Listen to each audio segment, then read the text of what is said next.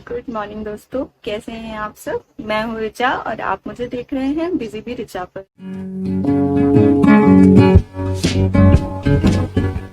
तो अभी बज रहा है सुबह का 6:30। आज उठने में थोड़ा सा लेट हुआ है क्योंकि बिल्कुल मन नहीं कर रहा था उठने का, थोड़ा सा आलस आ रहा था, तबीयत थोड़ी सी अच्छी नहीं लग रही है। तो एक्चुअली क्या है, मौसम बदल रहा है, धूप निकल रही है, फिर बारिश हो रही है, धूप निकल रही है, इस वजह से थोड़ी सी लेजीनेस हो जाती है समटाइम्स, तो मे बी इस वजह से हो। तो अभी जो है बाहर का मौसम ना बिल्कुल इतना औसम है, बारिश हो रही है, फिर से ड्रिजल कर रहा है। मतलब रात में भी ड्रिजल कर रहा था, मैंने आपको बताया था कि हल्की हल्की बारिश शुरू हो गई है, तो फिर वो पूरी रात चली है। और मतलब बहुत अच्छा मौसम हो रखा है इस समय, बिल्कुल जैसे पहाड़ों पे होता है ना, हल्की हल्की बारिश होती है, ठंडी ठंडी हवा चलती है, वैसा ही हुआ है। तो लखनऊ का मौसम तो सुना है अभी गर्म ही है, वहाँ पे मतलब बारिश नहीं हो रही है, लेकिन यहाँ और जयपुर में बहुत बारिश हो रही है, 3-4 दिनों से लगातार बारिश हो रही है।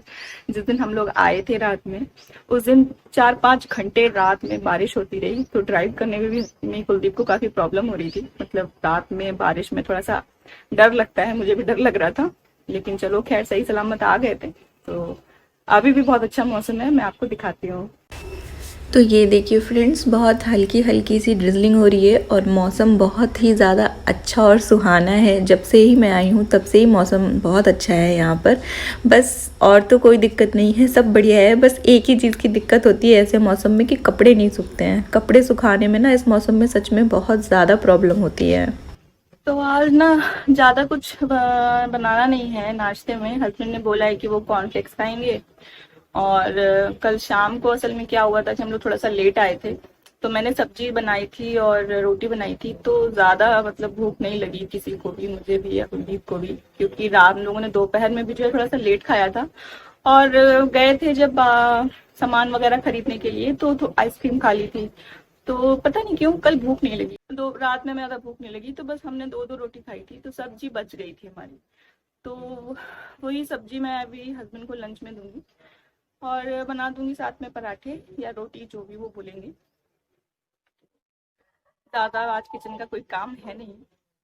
चलिए फिर किचन चल देते हैं, नाश्ता बना लेते हैं थोड़ा सा, कॉर्नफ्लेक्स उनके लिए और अपने लिए चाय। तो चलिए फिर।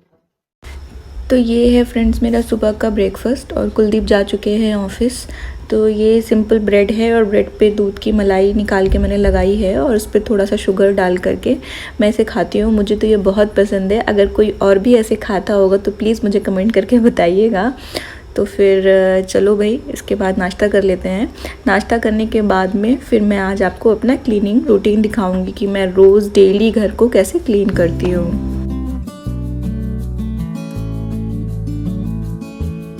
तो क्लीनिंग की शुरुआत होती है मेरे हॉल वाले एरिया से, जहाँ पर मैं सोफ़े के जितने भी कुशन्स हैं इनको हटा करके और कवर्स को हटा करके अच्छे से झाड़ के उन्हें दोबारा उस पर लगा दूँगी। क्योंकि घर में एक्चुअली बच्चे तो नहीं हैं, लेकिन फिर भी डस्ट जो रहती है वो बिल्कुल अनइनवाइटेड गेस्ट की तरह हमारे घर में कभी भी हाजिर हो जाती है।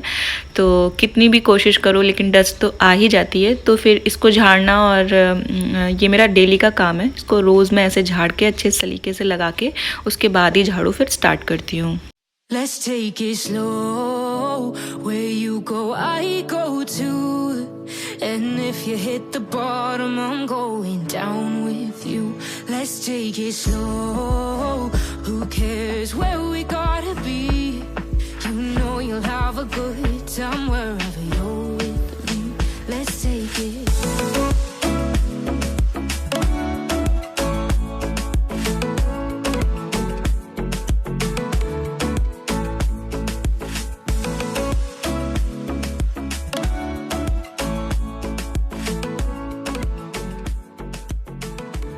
और जो फ़र्श पे रग रहता है उसको भी मैं डेली ही झाड़ती हूँ, क्योंकि उस पे जो है ना, उस पे भी धूल आ जाती है। और फिर हम लोगों ने नीचे बैठने वाली जो जगह बनाई हुई है, इस पे भी बैठ के अगर कुछ खाते हैं या फिर कुछ भी थोड़ा बहुत भी हवा की वजह से आके उस पर गिर जाता है, तो वो सब उसमें अटक जाता है। तो रग को भी मैं डेली ही झाड़ती हूँ।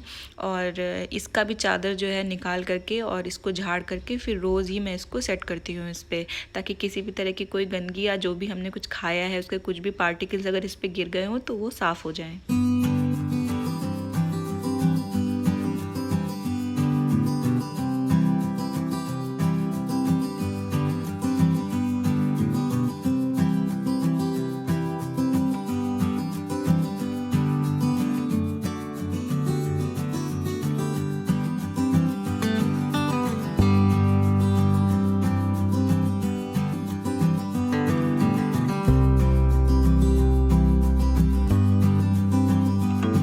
हॉल के बाद बारी आती है बेडरूम की, जहाँ पर मैं रोज़ ही अपने बेड की चादर को निकाल के अच्छे से झाड़ के फिर उसे दोबारा बिछाती हूँ। लेकिन आज जो है मुझे इसकी चादर चेंज करनी थी, तो मैंने एक धुली हुई फ्रेश चादर निकाल के फिर इसके ऊपर बिछा दी है।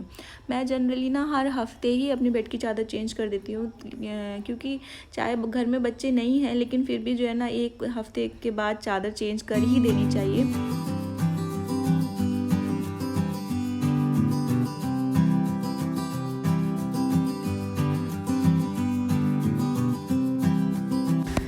तो सभी जगह की चादर वगैरह सब सेट करने के बाद में बारी आती है झाड़ू लगाने की। तो झाड़ू मोस्टली मैं खड़े होकर ही लगाती हूँ, क्योंकि मुझे बैकएक का प्रॉब्लम है, तो डॉक्टर ने मुझे बैठ कर झाड़ू लगाने के लिए मना किया है। लेकिन जैसे सोफ़े के नीचे हुआ, टेबल के नीचे हुआ, ये सब चीज़ें तो अनअवॉइडेबल ही हैं, तो यहाँ पर बैठ के कूड़ा निकालना ही पड़ता है।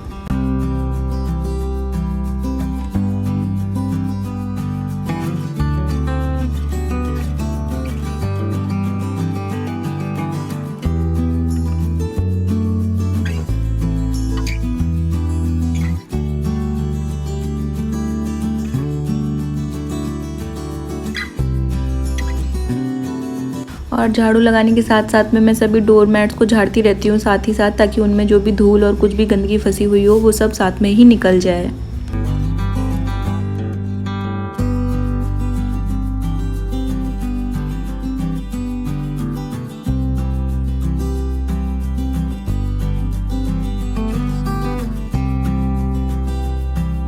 झाड़ू लगाने के बाद में फिर मैं पोछा लगाना शुरू करती हूँ। पोछा मैं एक्चुअली मॉप से ही लगाती हूँ, वही बात की फिर मुझे झुकने के लिए डॉक्टर ने मना किया है।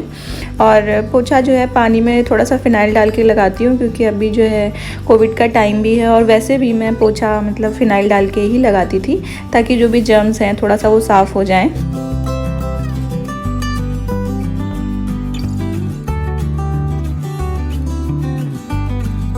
और अंदर पोछा लगाने के साथ ही मैं सभी बालकनियों को भी पोछा लगाती हूँ। मेरे पास 3 बालकनी हैं, छोटी ही हैं, लेकिन मैं तीनों में भी पोछा लगाती हूँ, क्योंकि एक्चुअली क्या है कि बालकनियों में जाना होता ही है, और अगर वो गंदी रह जाए तो फिर पूरा घर गंदा हो जाता है। तो मैं साथ के साथ में सभी बालकनियों में भी झाड़ू पोछा करती हूँ।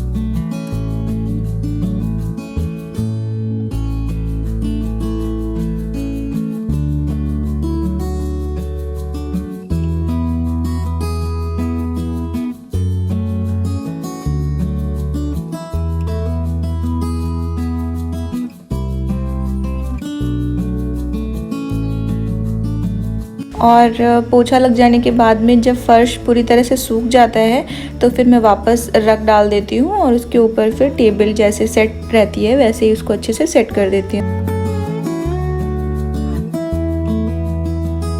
और इसके बाद शुरू होता है टेबल को साफ़ करना। तो मैं गीले कपड़े से जो है रोज़ टेबल साफ़ करती हूँ, और कोलिन वगैरह से मैं हफ्ते में 2 बार ही साफ़ करती हूँ। रोज़ जो है मैं गीले कपड़े से टेबल और टीवी यूनिट और सभी जितना कुछ भी सामान है उसको मैं साफ़ कर देती हूँ।